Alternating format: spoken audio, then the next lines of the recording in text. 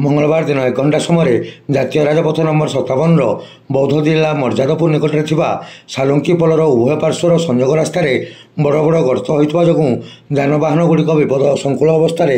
ଯାତାୟାତ କରୁଥିବା ବାଇକ୍ ଓ ଯାନବାହନ ଚାଳକମାନେ ଅଭିଯୋଗ କରିଛନ୍ତି।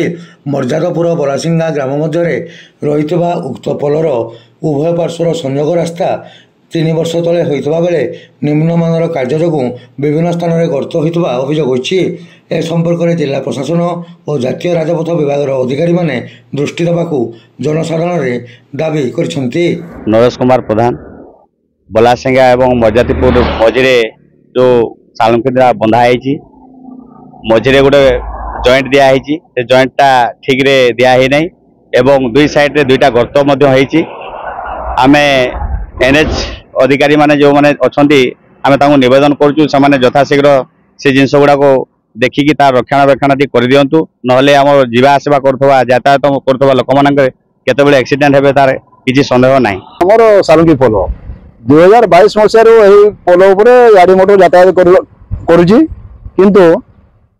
दुई पार्श्व अप्रोच रोड एभली निम्न मानर काम होइछि खाल खमारे पखापाखि 1 फुट गभीर होइछि जहाँद्वारा कि बाइक चालक मैंने बेले बेले जाकर दुर्घटनार भी सम्मुखीन होती तेणु ये निम्नमान और अपर पार्श्व अच्छे मर्यादापुर छोट बड़ गर्त सृष्टि होती बारंबार जिला प्रशासन